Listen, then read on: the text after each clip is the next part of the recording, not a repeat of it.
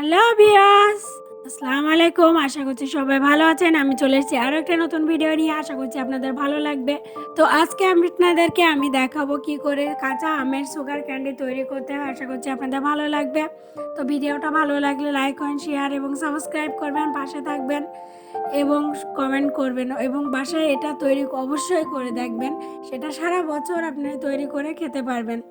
বয়স্ক থেকে বাচ্চারা এটা অত্যন্ত পছন্দ করে এবং বাজারে এটা আমরা খুব চড়া দামেই কিনি। তো খুব সুন্দর করে এটা বাসায় তৈরি করতে হলে কয়েকটা আম নেবেন আপনি আপনার প্রয়োজন অনুযায়ী এবং আমগুলোকে সুন্দর করে স্লাইস করে আপনি কেটে নেবেন। তারপরে সুন্দর করে ধুয়ে একটা প্যানে পানি দিয়ে হাফ চা চামচের মতো লবণ দিয়ে আপনি এটাকে 5 থেকে 6 মিনিটের মধ্যে ঢাকনা দিয়ে ঢেকে একটু সিদ্ধ করে নেবেন। খুব বেশি সিদ্ধ হয়ে গলে যাবে না, ঠিক এমনটাই থাকবে এবং এটাকে আমি আবার ঢাকনা দিয়ে রেখে দেব। আর তারপরে পানি ঝরিয়ে দেখবেন এরকম একটা অবস্থায় চলে এসছে।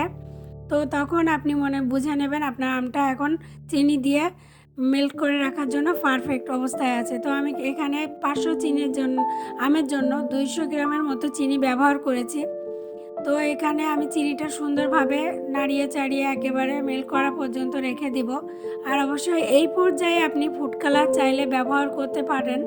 তো আমি এই পর্যায়ে কোনো ফুড কালার ব্যবহার করব না এবং এইভাবে আমটাকে আমি একদিনের জন্য সারা রাত ঢেকে রাখবো, যাতে চিনিটা খুব সুন্দরভাবে এর সাথে মেল্ট হয়ে যায়। দেখুন মেল্ট হয়ে যাওয়ার পরে এই অবস্থায় আসবে। এখন এটাকে আমি শুকাতে দেওয়ার জন্য একটা পাত্রে সরিষার তেল ব্রাশ করে সেখানে খুব সুন্দর করে ছড়িয়ে ছড়িয়ে রাখবো এবং অবশ্যই এটাকে 2 থেকে 3 দিন খুব কড়া রোদে শুকিয়ে নিতে হবে। তাহলে কি হবে, এর ভিতর থেকে চিনির যে একটা স্টিকি ভাব আছে এটা চলে যাবে এবং ভিতরটা নরম হয়ে থাকবে। আর এটা এভাবে শুকনো করে রাখলে আপনি 2 থেকে 3 বছর ফ্রিজে রেখে খেতে পারবেন। তো 2 থেকে 3 দিন আমি এভাবে উল্টে পাল্টিয়ে শুকিয়ে নিয়েছি। শুকিয়ে নেওয়ার পরে আমার আমগুলো ঠিক এরকম অবস্থায় চলে এসছে।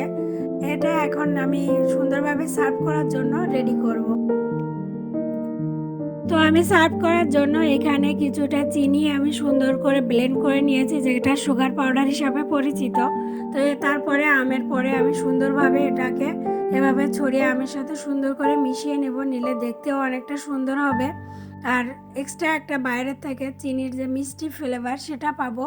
তো আশা করছি আপনাদের ভিডিওটা ভালো লেগেছে। কে কোথা থেকে দেখছেন অবশ্যই কমেন্ট করবেন এবং বাসায় অবশ্যই এটা তৈরি করবেন। আর অবশ্যই লাইক কমেন্ট শেয়ার এবং সাবস্ক্রাইব করবেন, পাশে থাকবেন।